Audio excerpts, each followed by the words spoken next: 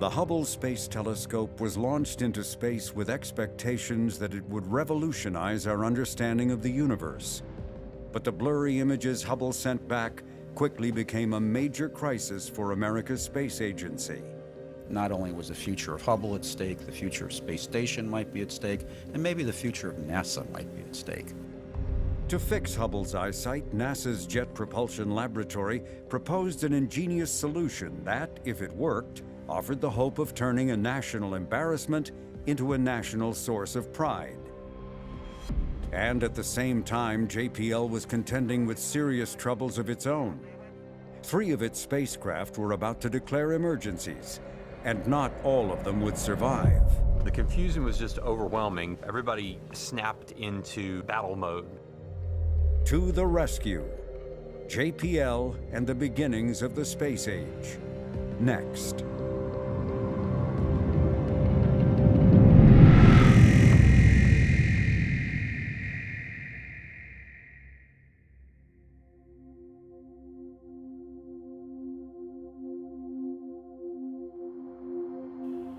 Houston, CDR, how do you read? CDR Houston, good morning, Lauren, you're loud and clear. In the spring of 1990, NASA was in final preparations for the 35th mission of its Space Shuttle program. Inside Discovery's cargo bay was what many consider the most important science instrument of the 20th century, the Hubble Space Telescope. The telescope represented nothing less than the beginning of an entirely new chapter in astronomy science. T-minus 10, go for main engine start. We are go for main engine start. 6, 5, 4, 3, 2, 1, and Space Shuttle Discovery with the Hubble Space Telescope, our window on the universe.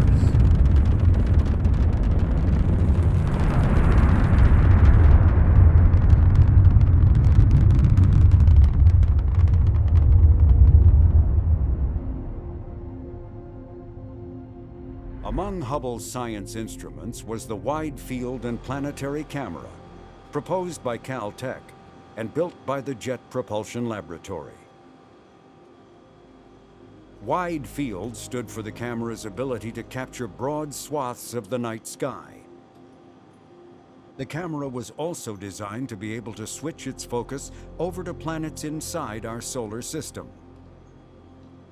The camera's descriptive but unwieldy name was soon reduced to its acronym, WIFPIC. It was this camera that promised to deliver breathtaking scenes of the cosmos. But a month following Hubble's deployment, astronomers were shocked by Hubble's first light images. I came into my conference room on Monday morning, and they had all these people sitting in the conference room from Marshall, which was responsible for building Hubble, with sad faces, and they told me we had spherical aberration on Hubble, and I'm not an optical astronomer. I didn't even know what it was, but I knew it wasn't good. Spherical aberration occurs when light rays do not focus sharply on a single point as intended. The result is a blurry image, and in the case of Hubble, a public relations disaster.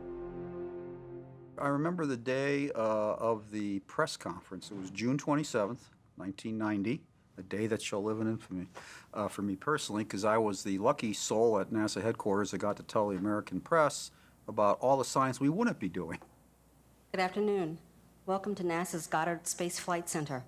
Today we'll give you an update on the status of the Hubble Space Telescope. We feel right now that there's probably no real science that we can do with the wide field camera at this time. After that, it was just sort of chaos in terms of, because NASA had hyped the mission so much. It sounds like you're way over half the science you intended to do, you can't do. I understand you were so disappointed last night in this setback that you actually cried. I also understand in this morning's meeting that you referred to this as the biggest failure since the Challenger blow-up.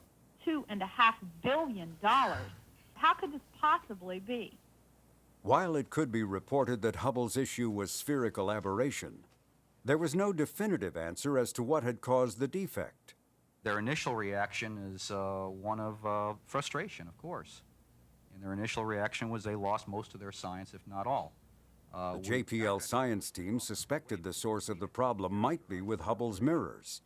If that were true, there was a ray of hope for Hubble. And John Trauger, who was the person building the WIFPIC clone, as it was called then, WIFPIC 2, came up to me in the corner and said, you know, I think we've got a way to make some minor adjustments to the camera we're already building that could be ready in time for the repair mission in 1993 that would fix the problem. It took a couple months to really sort out what was happening with Hubble. We had an idea what it might be. So we went down in the lab at JPL, and we played with it. We played with the model. All right, here's a nice high-tech sketch. As Trauger suspected, calculations pointed to a problem with Hubble's primary mirror. As you go from the center to the edge, you find the surface is too low, lower than it should be, by about 4 waves.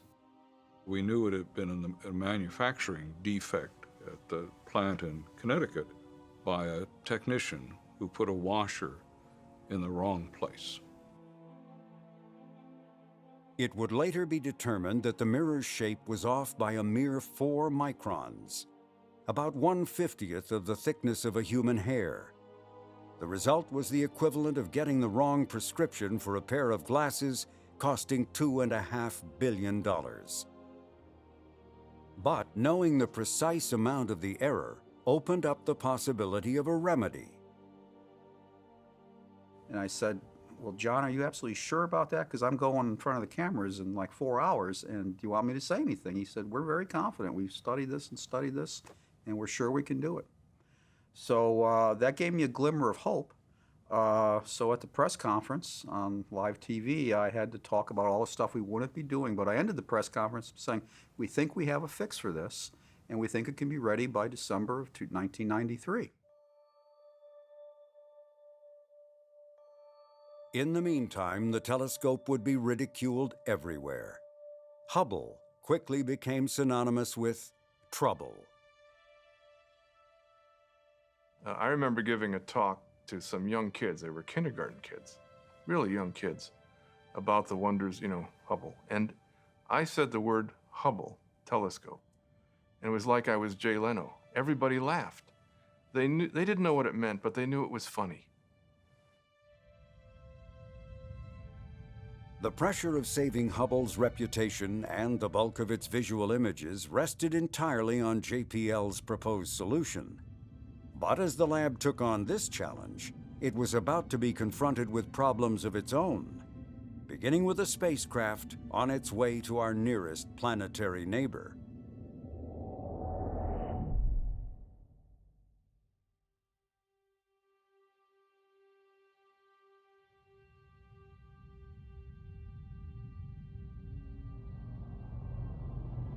Long before Hubble, JPL was exploring the planets in our solar system, beginning with Mariner 2's flyby of Venus in 1962. And despite 3 decades of exploration since then, intriguing questions still remain to be answered about Earth's sister planet. Do plate tectonics exist on Venus? Is there any evidence of past oceans and river basins? And perhaps most important, is there any possibility of primitive life forms existing in the distant past on Venus? I was a manager of that, so that took my whole career for 10 years. In past planetary missions, we have used conventional television imaging systems to construct and acquire the basic image data. Because of the clouds of Venus, we cannot use such an instrument at Venus. We must use a radar, which can penetrate the clouds and provide the illumination necessary to get a radar image. It was a multi-purpose mission, complex, expensive. Headquarters said, you gotta cut the cost by a factor of 2. And we essentially started from scratch. At today's meeting, I would like to go over the advantages and disadvantages of the 2 types of flight paths to Venus. To save the mission, All of the science instruments except radar were eliminated. Then the spacecraft itself was reimagined as a patchwork of leftover parts, all to be cobbled together by an industrial contractor in hopes of further reducing costs. The components came from the Galileo mission to Jupiter, Mariner 9 that had traveled to Mars, and the Ulysses spacecraft sent out to observe the Sun. Parts also came from Voyager, including a test model of its main antenna, which had to be brought back from the National Air and Space Museum. Officially, the spacecraft was called Magellan. Some engineers nicknamed it Salvage 1. But this spare part strategy ended up being more expensive than hoped. Then the loss of the Challenger shuttle caused major delays, adding to Magellan's price tag. So we had to descope the mission again. We had to take out all the redundancy in the spacecraft, so it was a single string, and on and on and on, lots of things. By the time of Magellan's launch in 1989, the budget had nearly doubled to $500 million.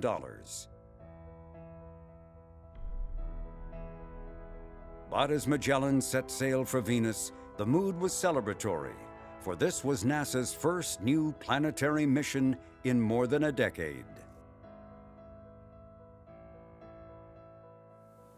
The spacecraft is performing just beautifully. All systems are operational and nominal. It couldn't be better.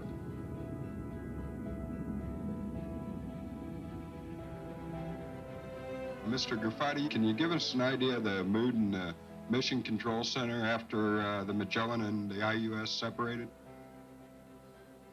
It was described to me a few minutes ago as ecstatic. Copy that. Tell the IUS guys they did a great job. We have virtually 0 rates from the beginning. We're on our way to Venus. 8 pulses? 8 pulses. 8 pulses on the thrusters.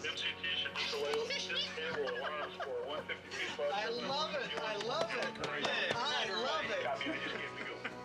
What a beauty. What a beauty. So that was a highlight, because that was my job.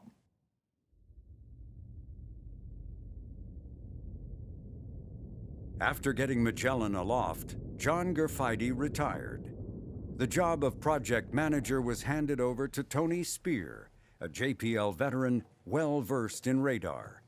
Good morning, and thank you for coming. It's nice to know that some of the press is still interested in space, and not all. He and his young team had expected the 15-month journey to Venus would be a relatively quiet time, but problems quickly began cropping up. We were looking forward to, after launch, what we called quiescent cruise, because we really didn't have a whole lot planned during the cruise period. But unfortunately, we started having problems, and there were a lot of problems during cruise. Magellan was bombarded by 3 major solar flares. The spacecraft was also suffering from overheating, a serious concern given how close to the sun Magellan had to fly. And the star scanner, vital to determining Magellan's position, kept picking up disorienting glints of light. The reason turned out to be minute debris shedding off the side of the spacecraft. These and other problems were overcome, and as the day of orbit insertion approached, all was going smoothly, and that gave Spear an uneasy feeling. This is the first week that we really haven't had that much to do. And the guys are starting to get nervous, as a matter of fact, not having anything to do. We're sitting back and we're closely monitoring the spacecraft, and we have in our hip pocket contingency plans in case something goes wrong. Okay, the white stuff is off. We had a solid Star 48 motor, and you just lit it and it went, and then you were either going to go into orbit or you were not. There was a lot of nervousness from the managers about it. If the rocket doesn't fire, we become a flyby, and that's no good. because it will take something like 100 years before the geometries line up so that we could try again. And I don't think I'm going to be around 100 years from now.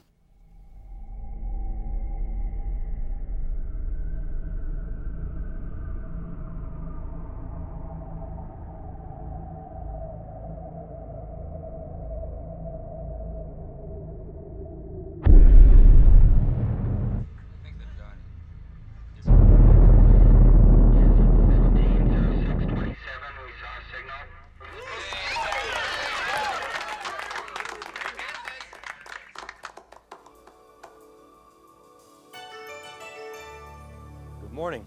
It's 10:15 California time, and even though it's raining outside, it's impossible to wipe the smiles off the faces of the people in the Magellan project, because the good news so far is that it's been all good news. We have successfully gotten ourselves into orbit around the planet Venus. We have successfully discarded the spent solid rocket motor casing, and we're now prepared for a successful in-orbit checkout and on our way to a successful mapping. And from the way things look, nothing will get in the way. It didn't last very long. 1 week after orbit insertion, Magellan, without warning, went silent. I mean, maybe this was because it was a low-cost mission. I don't know, but Magellan had its share of problems. I was on duty as the telecom engineer at the time. The spacecraft the computer just stopped functioning. We did everything we knew how to do. We called out frequencies, we looked for it. It was incredibly frightening. I'll make a brief statement, and then we'll open for questions. The next morning, a hastily organized press conference was convened to share what little was known. I was out in the lobby watching the press conference, and I got a phone call from the guy we call the ace in Building 230, who's sort of in charge of real-time operations, and that said, we have a signal. We're not sure it's Magellan, but we think it is. So I wrote down on a piece of paper, and in the middle of one of Tony's long stories that he was telling the press, I ran up to the stage, and so I said, I've just received a message, and of course Tony had, more than a little bit of entertainer knack too, and so he played the game, and so we developed a little bit of excitement there. And if we can bring, okay, Steve, you have something more to say? Well, John's going to come over as soon as he's seen enough telemetry to tell more, but it is Magellan. It is Magellan. Both TWTs are off. Now, this wasn't rehearsed, by the way, okay? We're just trying to scare him. However disorganized a briefing, no one could fault the Magellan team for not sharing all that they knew as soon as they knew it. The good news was that the spacecraft was alive. The bad news was that Magellan would continue off and on with petulant bouts of silence caused by an unknown software glitch. The faults came one right after another, and you could barely get over the last one or recover from the last one when the next one happened. It got particularly scary, which I think it was about the fault number 4 was when the first walkabout happened. And we used that term to describe the spacecraft basically just turning away and deciding not to talk to us anymore. So it just went off and did its own thing. We had no idea where it was pointed, what it was doing, and it was terrifying. It took us months to figure it out. Again, at this time, the spacecraft is healthy and is waiting for further contact and instructions from the Earth. It was a real complication, a bug in the program. It was in an endless loop, and the spacecraft was just floating away. Just floating away.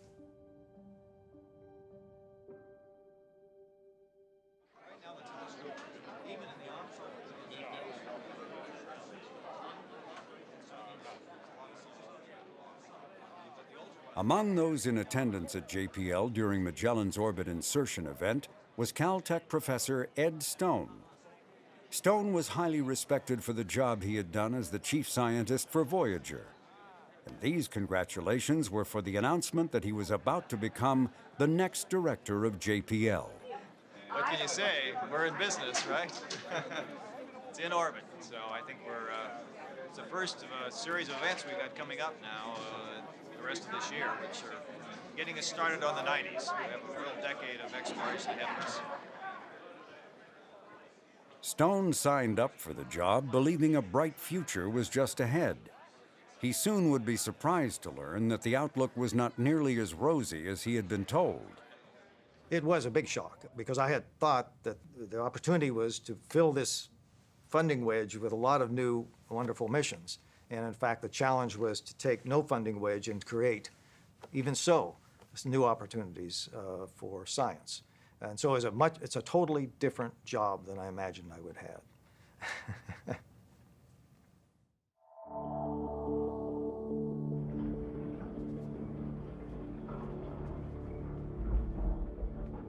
Up to now, planetary missions were designed to carry as many science instruments as possible. There was no better example of this than the flagship mission to Jupiter, Galileo. In 1986, it had been in final preparations for launch when Challenger was lost. With the shuttle grounded, Galileo was packed up and shipped back to Pasadena, leaving mission managers scratching their heads as to how to reach Jupiter. There was a period of time we didn't think this thing could go anywhere but the Smithsonian. The solution to getting Galileo off the launch pad required calling upon the forces of nature for a series of gravity assists around other planets. That had been done before, but this time celestial mechanics required Galileo to begin its journey by starting out in the opposite direction of Jupiter. Oh, and by the way, it goes to Venus. Whoa, what do you mean goes to Venus? that seemed, that seemed impossible. And so what we've had to do is we've had to do this retro maneuver at Earth to go to Venus, start off in the wrong direction, use Venus gravity, and then 2 shots past the Earth. So we have a total of 3 planetary gravity assists. Our preference, of course, would be to go direct. But the reason we're doing this is to get to Jupiter. It's the only way we have to get to Jupiter now. Galileo is on its way to another world. It's in the hands of the best flight controllers in this world. Fly safe.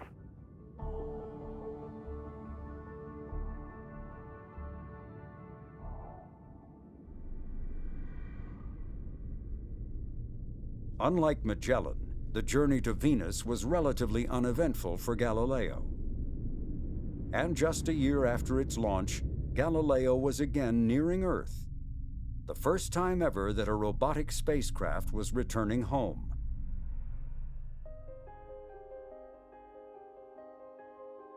This was an opportunity to conduct measurements of our own planet and to give serious consideration to a whimsical question.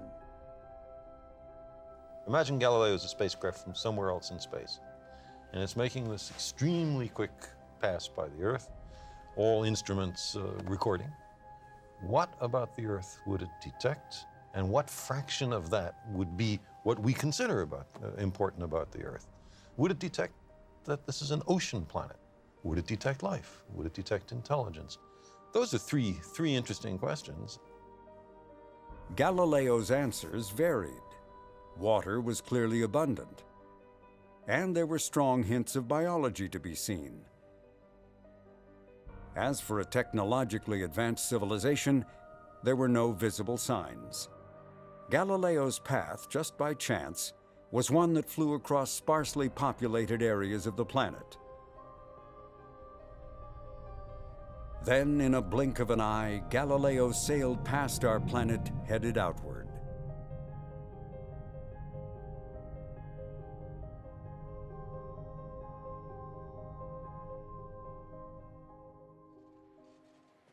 Now, for the first time at a safe distance from the sun, Galileo could open up its delicate antenna and begin transmitting science observations at a higher data rate. There were concerns about opening the high-gain antenna too close to the sun because some of the materials it was made out of might get too hot and then make the antenna not function properly. Engineers expected it would take 2.5 minutes to open up the antenna. Instead, the drive motor strained for 8 and then gave up. Did you guys change the systems page? Yeah. Just now? Kurt, did you guys change the page?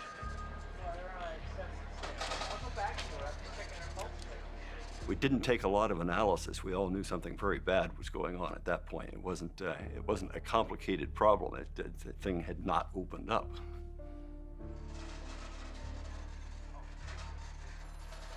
Without the antenna, the flow of science would be no better than a trickle, from a transmission rate of 134,000 bits per second to a mere 10. With meticulous attention, engineers examined their backup antenna, looking for clues as to what had gone wrong. First thought, which lasted for a few days, was, well, can we fix this? And the engineers spent a lot of trouble times trying to figure out exactly what they could do to fix it, because it's probably not actually anything too badly wrong with it, but you couldn't get up there and shake the blasted thing and make it open. The search zeroed in on the possibility that restraint pins connected to the umbrella's ribbing had failed to release. As to why they were stuck in a rut, there were a number of theories. Had the bumpy road trips back and forth between California and Florida caused a misalignment? Had lubricant surrounding the pins dried out over 4 years of storage? Engineers had worried that leaving the spacecraft stowed away for so long might degrade critical parts, but no thought was given to a task as low-tech as lubricating pins. Most of the solutions they were working on had to do with things like heating it up, cooling it off, or shaking it. It turns out we make our spacecraft so they're not very easy to shake. You don't want these vibrations. We began realizing that there was probably a reasonable probability the antenna might never open. News of Galileo's stuck antenna occurred just a year after Hubble's vision problems were announced. Next came word from Washington of budget cuts. All of NASA, it appeared, was in danger of going bust.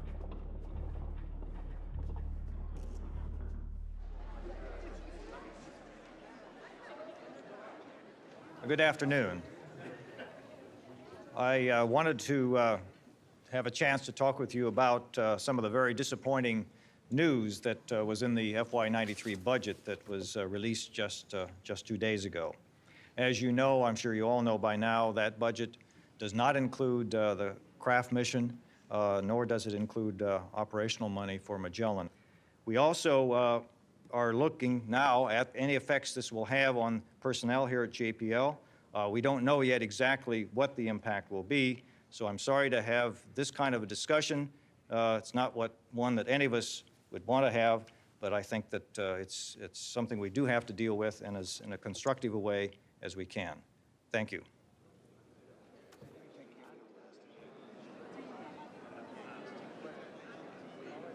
And there was more change in the air. Within weeks came the announcement of a new administrator for NASA, and Dan Golden made no secret that he intended to shake up an agency he believed was over-promising and under-delivering. Planetary missions can take a decade to plan, another decade to build, and another decade to get to the destination, and God knows who's going to be around to collect the data by the time that ends. How can we do everything better, faster, cheaper? We need to stretch ourselves and be bold and take risks. And yes, it's safe to take risks at NASA once again. We cannot play it safe. We've got to be bold, and when we're bold, we'll have unbelievable results. NASA Administrator Dan Golden would soon have another example to buttress his dislike for large and expensive spacecraft. But Mars Observer would also be a lesson in the pitfalls of embracing bold new approaches. I inherited a lot of things with Mars Observer, and At the time, I thought they were kind of bad ideas, but I was stuck with them, and then in retrospect, they turned out to be really bad ideas. Liftoff of the Titan III rocket with the Mars Observer and America's return to the Red Planet. Instead of building Mars Observer from the ground up, NASA, before Golden's arrival, had directed JPL to oversee the conversion of a commercial satellite originally designed to orbit the Earth. Going through the sound barrier looked very good. So the idea was there are pretty much routine processes now for building spacecraft for the Earth. And why don't we pull a spacecraft off, modify it only slightly, and send it to Mars? And we'll put our instruments on board, we'll compete for the best instruments, and we'll fly them, and it'll be cheap. Both solids look good. Data coming in here to the Mission Director Center shows we have a nominal flight. Converting an Earth satellite had looked promising on a spreadsheet. But operating in deep space was different. You have to provide a science platform that will house more science instruments than an Earth orbiter. You have to have a planetary telecommunications capability. You have to have a bigger solar array. You have to have onboard propulsion capability to get into orbit. The launch vehicle is not going to put you in orbit there. You're going to have to do it yourself. These kinds of adaptations and changes meant that the budget for Mars Observer eventually soared to nearly $1 billion, more than 5 times NASA's hoped-for price.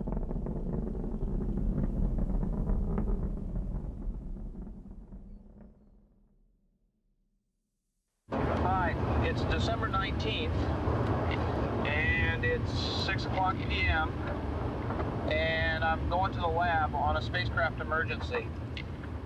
The spacecraft lost inertial reference. Steve Collins was one of the youngest members of the Mars Observer team. And we're going to go into the lab and try and see what's going on. From the time of the launch, he had set out to make a video of this, his first mission. My father was a cinematographer and did a lot of documentary filmmaking, and I, grew up going on documentary film shoots.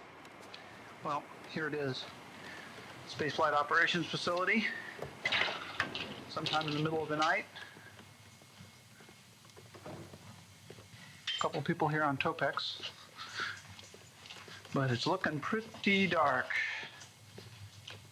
I remember specifically associated with Mars Observer, him saying, it doesn't matter the quality of the footage if you're there when something big happens. Charles. Yo. Oh, joy. Good evening. Collins' videos are a rare and candid record of the behind-the-scenes work of a small, close-knit group of engineers. Just doing the slow. They were responsible for Mars Observer's attitude control system, which, put simply, meant keeping the spacecraft pointed in the right direction. Right. All right. Nice, good A&S signature. People were very tolerant of it. They got used to me having a video camera. And for Mars Observer, they decided to bring all the computers and things that they would normally put in the control room and put them in people's offices. And so you would basically sit in your own office and operate the spacecraft. When you get a... Are we going to be implicated by this? Or, on occasion, to relax with the latest state-of-the-art offerings in space-themed video games. So this is what's really going on up there on the spacecraft, huh? That's right. Is this what's called joysticking the spacecraft around? This is Danger's worst nightmare. That's right. Oh, no, it's putting us into contingency mode.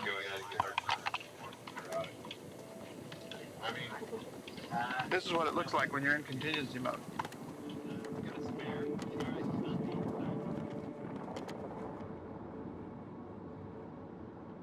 But as Mars neared, the fun and games ended. Next up was Mars orbit insertion.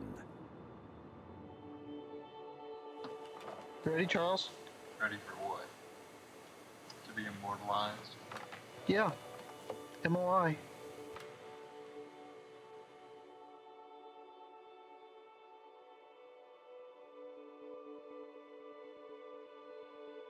In this picture, Mars has the clearest atmosphere that any mission to Mars has ever seen. And I think every day for the next week, our hearts will be beating a little bit faster.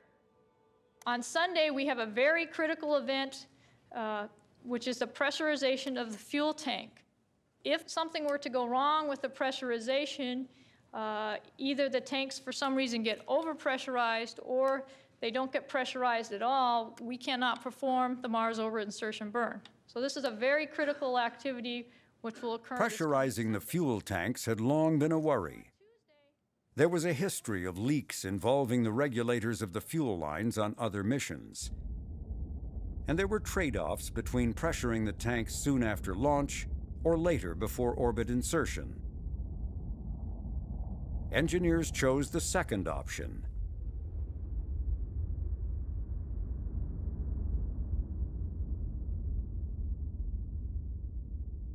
The critical decision was that we would do this pressurization of the tanks in the blind, and we wouldn't have telemetry going at the time that we did the tank pressurization. We opened these valves.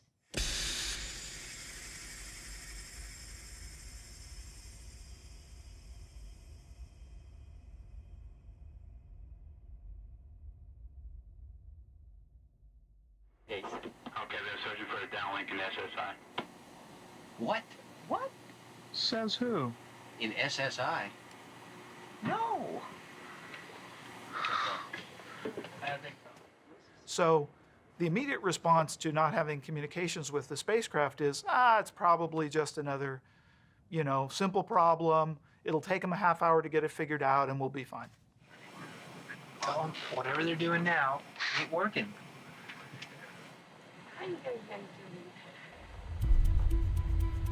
I'd like you to clarify a statement you made earlier. Did they see a signal earlier on? I think after about an hour and a half or so, we declared a spacecraft emergency, and there was just nothing. Just nothing. Hello, Wayne speaking. Yes. Mission manager, Marcy. Nothing. Scary, scary stuff.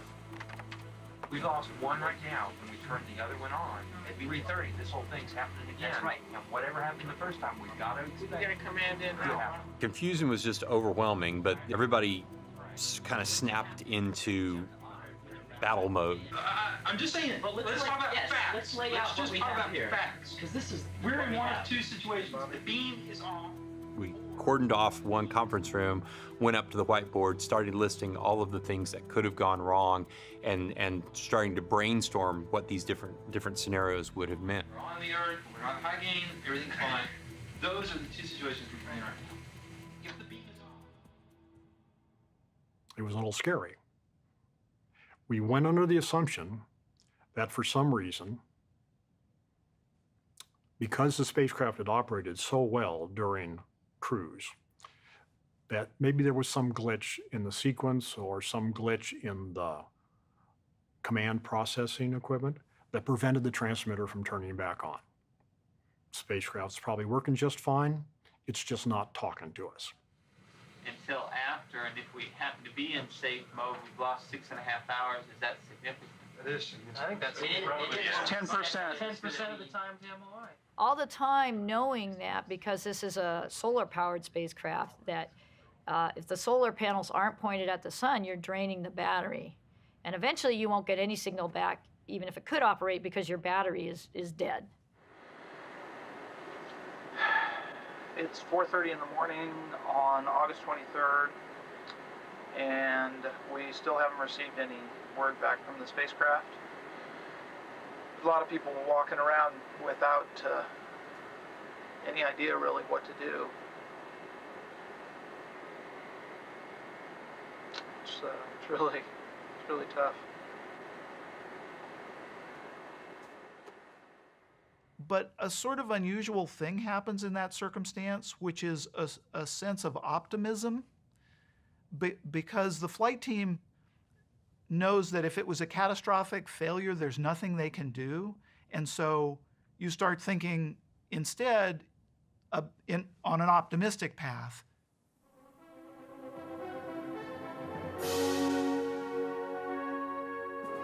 Not willing to believe the worst and hoping for the best, JPL's plans to provide live TV coverage of the orbit insertion event went ahead.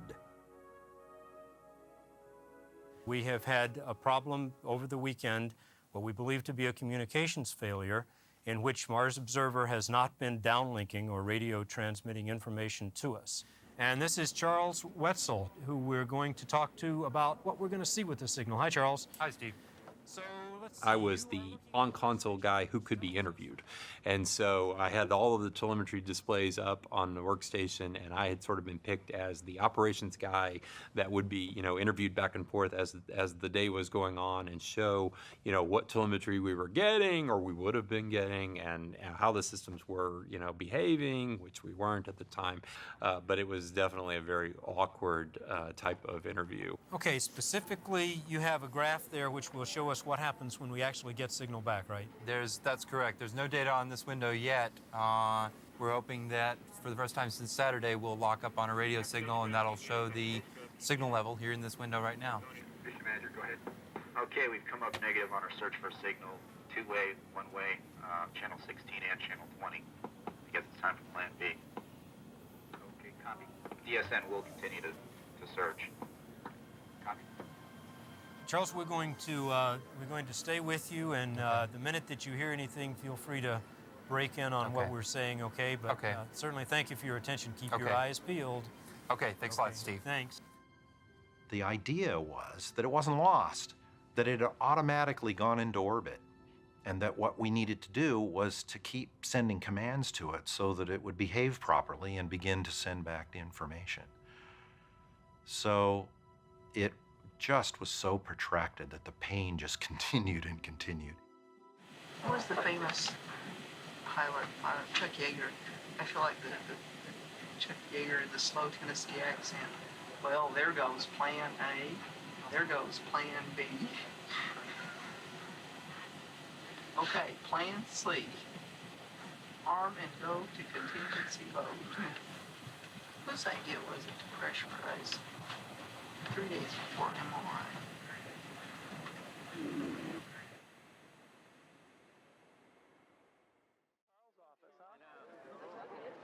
There were now demonstrators at the gate of the lab. Inspired by this image from the previous mission to Mars, they were convinced that Mars Observer's silence was part of a government cover-up to hide from the public knowledge of an ancient Martian civilization. There were people standing on the corner of the entrance to JPL with signs saying Mars Observer is a cover-up. To have to drive past those protesters into work was like adding insult to injury.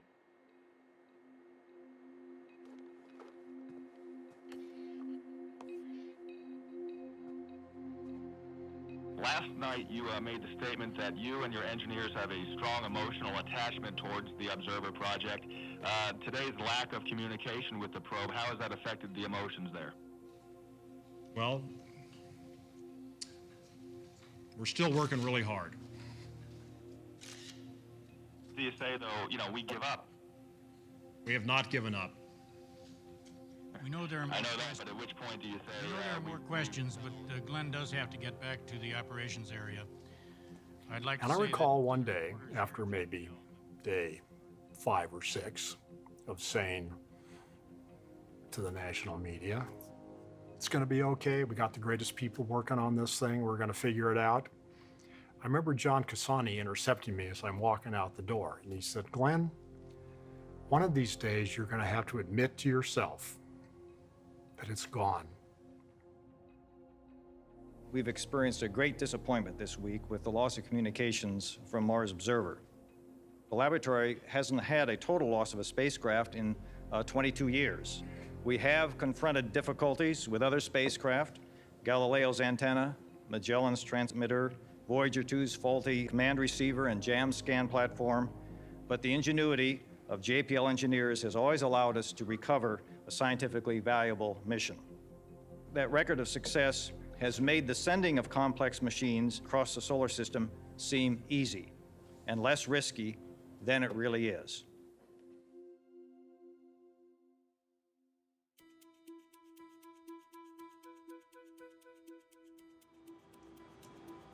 While there was nothing more to be done for a rescue at Mars, there was hope for Hubble. And much of that hope rested on a team of JPL scientists and engineers who were feeling the pressure of the high stakes at play. It had a huge amount of visibility. Dan Golden, who was administrator at the time, was famous for saying that he wanted to take more risk and that it was okay for things to fail. And when he was looking at WFPIC 2 in the high bay, sort of whispered to 3 or 4 of us that all that business about letting things fail does not apply to you. This cannot fail. This is the agency's reputation on the line here. And it turns out that it was almost entirely fixable by changing the shape of some tiny mirrors, no bigger than a nickel, inside the camera. So what we ended up doing was taking our optics apart, replacing these nickel-sized mirrors with new ones that were out of shape, exactly opposite to the shape error in the primary mirror, putting it all back together. As a math problem, the solution was simple. As a practical matter, it was a profound engineering challenge. The science team also wanted to add on the ability to adjust the camera's small mirrors by remote control, to guarantee that this time, Hubble would yield sharp images. That meant embracing an unproven technology that just happened to be the specialty of a recently hired JPL engineer. And so through my door entered John Trauger, and he approached me about the possibility of using this type of technology for a very compact mirror mechanism. And not knowing any better, I said, of course you can do that. Not everyone on the engineering team was convinced. Some of them saw Fanson as an interloper who had taken sides with the science team, and that placed him right in the middle of a tense standoff. And I remember one of the scientists was red-faced and was actually pounding his fist on the table, saying that he felt that the project team was being disingenuous in its presentation of what was possible. I've never been in a meeting like that before or since, but tensions were running very high. At one point, I was excused from the meeting while this was going on until things calmed down. In a project like this, everyone's career depends on success. Everyone ultimately has to work together, and it's a human, it's a really interesting dilemma. This being my first flight delivery assignment at JPL, I had the advantage of ignorance. So I hadn't been I wasn't experienced enough to know that what I was setting out to do should not be possible to do on the time frame that we were doing it. And we just worked enormous hours. There were many nights of sleeping on a cot, not knowing whether it was daylight or dark outside. It was a maximum effort. One vivid example of a maximum effort was finding a solution to cleaning WFPIC's mirrors with liquids without damaging other parts of the camera. And so it occurred to me that if we could find a really large size condom, we could roll the condom up over the housing up against the outer edge of the mirror and seal around the mirror, and then you could wash the front surface. To Fanson's surprise, the manufacturer refused to endorse its products for any use other than for what it was originally intended. In desperate straits, Fanson's next stop was the emergency room.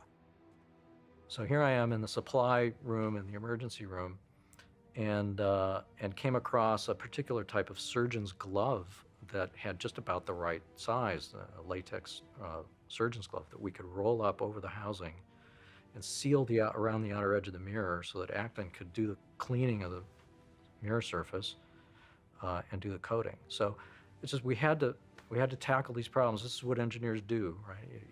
You have to figure out a way to tackle the problem that's in your path.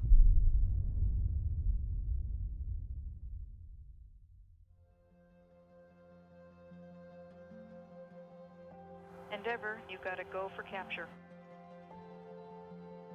The Hubble rescue mission launched into space on December 2, 1993. On board Endeavour were a crew of 7, the WIFPIC Camera 2, and a corrective optics package called CoStar to fix 3 of Hubble's other science instruments. Houston, Endeavour has a firm handshake with Mr. Hubble's telescope. Rescuing Hubble would require 11 days in orbit and a record-setting 5 spacewalks. So, Houston, we are inspired. We are ready. Let's go fix this thing. No previous shuttle mission had ever been so complex.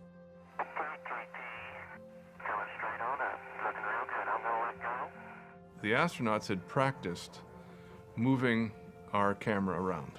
They'd been to JPL a number of times to look at it, look at every little fixture, every latch, and in particular to be very, very, very cautious about the one exposed piece of optics that we had in our camera. Extremely vulnerable. If you bumped into it, it would end our mission. Going nice and easy. Looks beautiful. And Houston copies. Good news. I would say the most surprising thing about this experience was that there were no surprises. Everything went just about exactly the way we thought it would. You can do things in zero-G that people would never dream of, right? Yes, sir.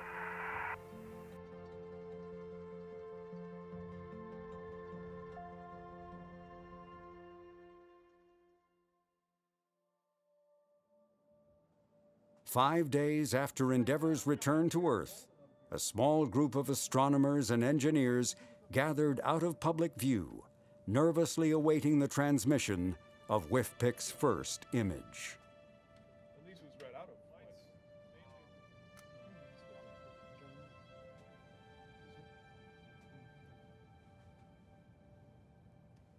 Hey! Right there! Oh! Did it! Wait. Oh. No, go. Yeah, let's get bring it up. And what we saw was a bright star that was well corrected. We knew immediately that we had done it. Oh! This is the first image of Cheers. Cheers.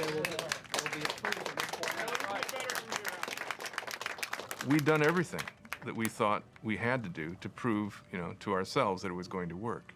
But there's no substitute for seeing that it actually did work.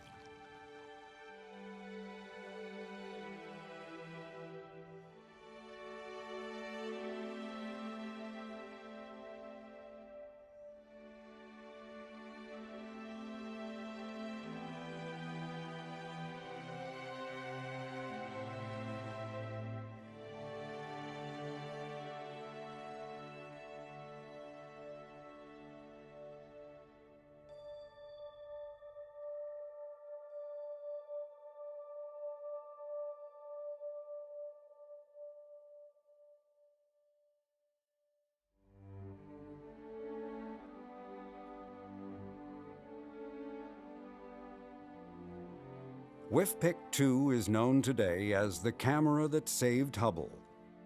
It operated for more than 15 years before being replaced by a third-generation camera in 2009. But rather than being tossed aside, astronauts brought WIFPIC 2 home. A nationwide victory lap included a celebratory stop at JPL, the place of its creation. It is now on display at the National Air and Space Museum. As WIFPIC 2 was taking its first images, Galileo was a year away from Jupiter, its stuck antenna permanently frozen in place. But ingenious JPL engineers would find ways around the problem. A bounty of science discoveries was just ahead for Galileo. Magellan, despite fits and starts, succeeded in creating a radar map of 98% of Venus's surface. As the mission was ending, controllers commanded the spacecraft to plunge into the planet to gain knowledge about its atmosphere. Mars Observer was never heard from again. The most likely cause of the loss was a rupture of a fuel line during pressurization of the propulsion system, causing an explosion and sending the spacecraft into a catastrophic spin. Whether the doomed spacecraft went into orbit around Mars or flew past the planet and now circles the Sun, no one knows. And Mars would become the testing ground to see if the space agency could actually create missions that were faster, better, and cheaper. The answer would not come easily, and for JPL especially, there would be a heavy price to pay.